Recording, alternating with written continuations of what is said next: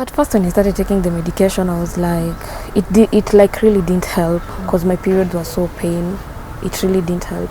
So I had my surgery on 2022 October. That's when I had my surgery. So after having my surgery, let's say there's improvement from the medication. Yeah, because I gained weight from 39 to 56 right now. I used to go to hospital and the doctor is like, hey, wewe uko underweight. Mtu rika yako hafai kukuwa na hii weight umebeba sahi. I was skinny, you know, and then sasa hizo unajua watu walikuwa zile za hata kametoa mimba. Ndio maana amekauka. You know, and back in your mind you just know it's endometriosis. Then there's this girl who also abused me like isn't mapitu mingi anakunywa. You know how people are. So I was like, endometriosis, treating it is super expensive. It's quite expensive because you just have to go in once you have your normal periods. You have to go back to the hospital. There are drugs you're going to be. You have to use drugs. But I thank God, I have been employed with Safaricom. So my first operation, I was covered, and the second one, and I really thank God for my company.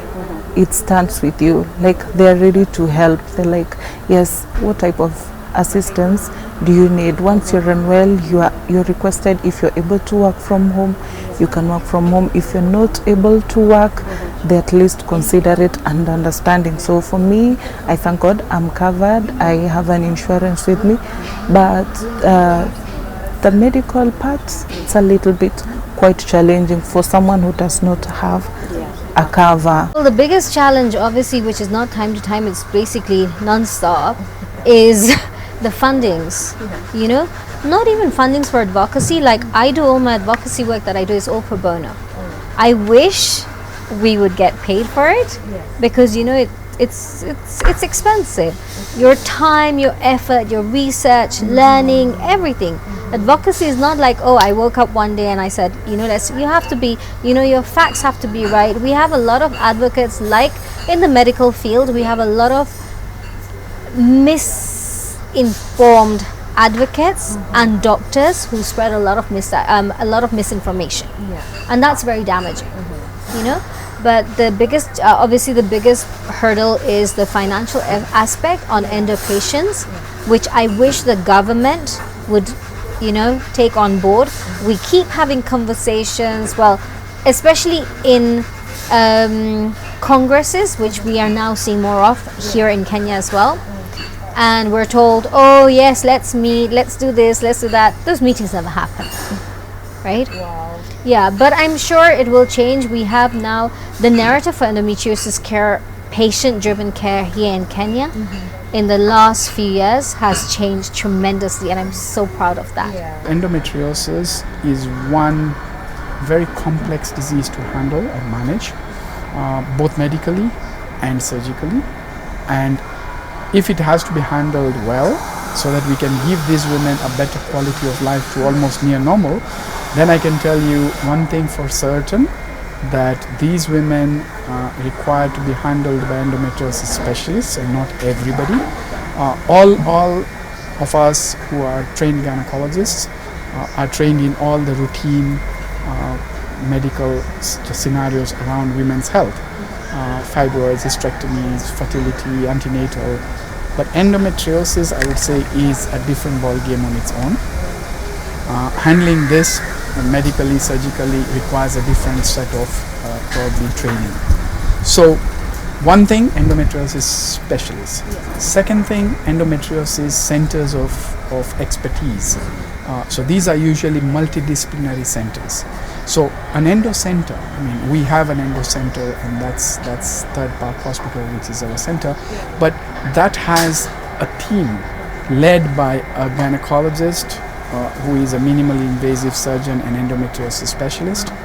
Then we have colorectal surgeons, urologists, gastroenterologists, infertility specialists, pain specialists, physiotherapists, psychologists, and nurses. So it's a whole group. The center offers right from diagnosis to medical management, to fertility management, to surgical management, to post-op management, including physiotherapy, psychotherapy, and nursing care, to pain control. So you see, that is what should be done. And if it's done in this way, no, then these women should live a normal life. Yellow Nails movement started 5 years ago, and really it's about trying to bring advocacy, talking about endometriosis in a way that is relatable to women. So we know that many women know about endometriosis, and they also look for ways of identifying with endometriosis, because they know that the color for endometriosis is yellow. But the problem is the ribbons don't quite communicate the issue about endometriosis. Yeah, the ribbons. You know, when you look at a ribbon like the pink ribbon, it speaks. It's breast cancer. If you look at the red ribbon, it speaks. It's HIV/AIDS. Yeah, but yellow. What does yellow tell you? Yellow ribbon. So we wanted something that would speak to the masses, and that's why we thought of the yellow nails. When you look at an endo warrior, the life is really gloomy. You wake up in pain, heavy bleeding. Your moods are affected, and you are just looking for that one thing to give you a reason to get through the day. And here is this bright yellow color that's on your nails, and it's a pick me up. It's something that just you hold on to hope just having that color. What I picture in my mind is going into a doctor's clinic, and when the doctor is trying to dismiss you that your pain is just in your mind, when you put your yellow nails out there and he's looking at them, he knows, well, this is not a woman to joke with. I mean, if she says she's having pain, let me take her seriously. Right. Because, I mean, she's a bold, fierce woman. It already communicates that. The levels that we're escalating to for endometriosis care here, it's incredible. It gives me goosebumps every time I see the progress we have made here as Kenya. Yeah. I mean, we have excision specialists. We have 2 incredible excision specialists. I can name them, Dr. Yamal Patel and Dr. Jagi. The work that they're doing here for endometriosis, a lot of the community internationally don't have access to endometriosis excision specialists, which we do now. So I get goosebumps because it's such a proud moment, especially in this endometriosis journey, because seeing that and having that here, it's incredible. So there's a lot that we all learn from each other. But again, as I said, the knowledge and the research that you do and gain, make sure it's from the right resources. If you notice you have this problem of the heavy bleeding or over a certain number of days, like anything that goes beyond 5 days is a red flag. It's good to have somebody to talk to. Yeah, a physician. You can start off with a physician and then look for a gynecologist, just to look for ways on how to deal with it. You can also talk to your colleagues about it, because that will make somebody else also open up that, oh, by the way, I usually have this heavy menses, I usually have these pains around my pelvic area. Could it be endometriosis? I can recommend, like maybe go to the company clinic. There's always a gynecologist on call, or any person you may be comfortable with.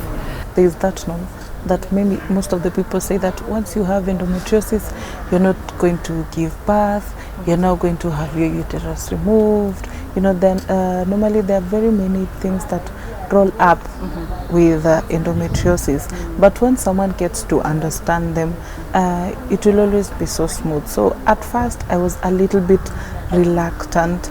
I never even wanted to open up to my mother, my sisters, to tell them that this is endometriosis and this is it. But after I had the operation, after the laparoscopy was done, I think I now had the courage. I even had the courage to tell my sisters, like, hey, it happens on the last one. So my elder sisters, they also have kids, they're bringing up girls, and I was like, if a kid comes to you telling you like she has her periods, please, at any given point, just know period pain is not normal. Once you're going to say like it's normal, given that in our era back then, I used to say it's normal because someone can tell you're now becoming a woman. So, and normally you are just being given drugs, pain relievers to relieve the pain. But after you've taken the pain relievers, what's next? You're still going to experience the same pain the next month and the next month and the next month. So luckily enough, the endometriosis came after I had given birth. So after giving birth, And you know, now you're still going back. You're telling your parents now know after you've given birth, and some of the people still believe once you've given birth, you never experience period pain, of which it's a lie. I still experience them up to date. I still experience the same pain. I at times miss going to work because it's so heavy and so bad. It's a really big help, yeah. You wouldn't realize until you get into it. But you know, someone will tell you, you'll put in your question saying, I'm feeling these sorts of symptoms, what do I do about it? Is anybody else going through it? And chances are more than one person is going through it. So they will then tell you, I do this, I do that, I've used this. Or you'll be like, you know, my doctor has recommended this, what do you think about it? Has anyone been on it? So for example, I'm on the Mirena coil. And just recently, a couple of days ago, one of the ladies asked that I've been recommended for this. And I said, please go for it. Yeah. I have it. It has sorted me out, you know. And now I'm in a stage where I think my recovery is quite well. So I'm like trying to encourage people that these things do work. And you just have to trust your doctor. I trust my doctor 100%. And if he's the same person telling you, you know, go for the coil or go for this medication, please do it. Because your day-to-day life is interrupted so badly. You know, you need some sort of thing to at least manage pain and symptoms for you to be able to carry out your daily activities. And as women, we have so many responsibilities. So you can't afford to be, you know, struggling with pain. And also, the support also means that people around you are also aware of what it is, and they give you that time to rest. I was very fortunate. My family was very understanding. My boss at the time was very understanding. When I needed days off, I had the days off, right? Not everybody goes through that. So at least if medically you can do something to, you know, suppress the pain, at least, you can at least have some sort of a normal life. All of these diseases, diabetes, hypertension, all of these are affecting your body. But you go about your normal life because you have to, otherwise you'll drive yourself insane, right? So if you get to a manageable stage of pain, you'll be like, yes, I can do this, I can do, because also sitting and wallowing isn't going to help you. I've worked for a doctor, I've seen patients who've done that, and I've seen patients who don't do that. So also that was a big thing for me because I've seen what helps you get through it. And that's what we do, right? You have to realize that you are beyond the endo, right? There's a lot more to you than just the endo. And it's a thing that something Arti told me in the very start. She said, never say my endometriosis, it is not yours. It's happening. So you detach yourself from that, and it gives you a better recovery. It's better for your mental health. Yeah, it makes a big difference. That's what everybody in this group, any woman who is suffering through this, has done. Because otherwise, I mean, you're then just a cabbage, right? Right. Yeah. And we're here to do so much more. So my power message for them is this: endometriosis it's debilitating, it's scary because of what's put out there, but you can do it. You've got this. You were given this for a reason. Don't give up. Make sure you have to empower yourself by getting right resources, educate yourself on it. You can't depend on the doctors because, again, we only have a handful of doctors around the world who actually know about endometriosis and excision for endometriosis and other treatments. Okay, empower yourself, question your doctors if you don't understand something, seek second opinions, third opinions. This is your body. Find empowerment in one, getting a diagnosis, because that's a massive empowering step. Learn about it, educate yourself about it through the right resources. Find the right doctors, reach out. We're all here to help. Reach out. If you feel stuck, if you feel grounded, if you feel suffocated, we're all here. First of all, what I can tell to the younger people who might have the similar problem they don't know yet, don't be afraid to go to be diagnosed.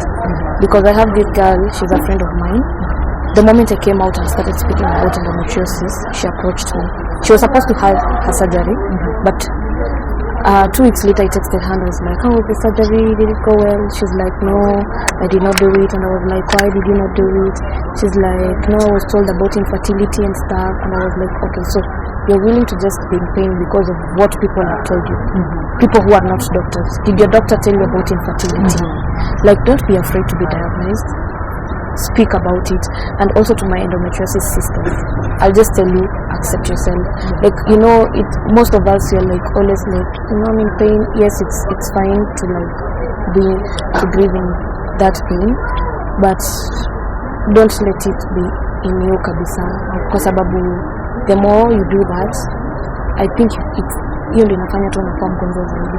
But the moment you accept yourself and be like, kila kitu itakuwa sawa, it's going to be fine. Naongea na marafiki, especially kwa grupu hii yenye niko ya Doris. Tuna share the problems there. Unapata kuna mwenzako akona the same pain you are going through, kama hiyo ya chest, then unapata anakutia moyo, then kama ni kitu serious wanakusaidia, unaweza pata daktari ambaye anaweza kukusaidia. When something is wrong, I realized that there was a real need in this country to introduce the topic of menstrual disorders in schools, because starting from the point of endometriosis was really foreign to many girls. I mean, it was a big leap. So I felt it was important to first of all explain menstrual disorders, and then explain that, you know, dysmenorrhea being one of the menstrual disorders, then the causes of dysmenorrhea can be endometriosis, can be fibroids, can be adenomyosis, so that people could see the link and understand how this comes about. Yeah, I felt jumping straight into endometriosis was losing very many people. So when something is wrong, it's targeted at school going children. It's actually, we are fortunate enough that it was accepted as a school supplementary textbook from last year, and it was even added onto the curriculum under health education for grade 8. Yeah, so the menstrual disorder, so kids will start learning not just about pads, you know, the issue about, you know, getting free sanitary period poverty. We are going to go deeper and let them, you know, give them information about menstrual disorder, so that if one is suffering from that, they know to seek medication and they know that this is not normal. So that's what that was targeted at for schools, and really we're promoting it as a school library book. You know, it's a little bit expensive at 1,500 a copy, largely because we can't afford to print en masse. So then so that's why it's at that price. Now the other one, Demystifying Endometriosis, is a resource book for the Yellow Nails movement. Yeah, because we had the campaign, but we felt it was necessary to give the ladies and the men and the boys, everybody, a resource that they could refer to. Yeah, that helped explain the endometriosis narrative. Yeah, so so Demystifying Endometriosis talks really much about the myths, and it has like myths and misconceptions, 25 of them, you know, that endo warriors contend with, and you know, questions that you want answered, and then it also has really beautiful pics of how to do your nails. You know, I mean, just what you can play around with. Yeah. What will happen if we don't treat endo? Around 11 to 15% of women end up with silent kidney loss. They get kidney failure. Because endometriosis spreads, it starts compressing the ureters, and then it makes you lose your kidney. Endometriosis has even killed people, right? So what I mean is, it sometimes infiltrates into the bowel and then obstructs the bowel, and you now can't poop, you can't eat. You're going to end up with problems. It infiltrates into the bladder or the rectum. I've seen endometriosis with the diaphragm, where it's now involving into the lungs. We've operated on 4 thoracic endometriosis cases in the last 3-4 months, and I would tell you should ask what these women go through. Every month, if you're going to be coughing out blood, or your lung collapses every month, it's no fun. That's life-threatening. Then I've seen, we've handled a woman who actually had almost 6 to 8 liters of blood, chocolate blood, you know, that old blood in the abdomen, which we've drained more than 2-3 times, and she couldn't even have any surgery done. It was that extensive everywhere. She's passed on. Yeah, so let me tell you, extent of what can happen, you don't even want to know. It's bad.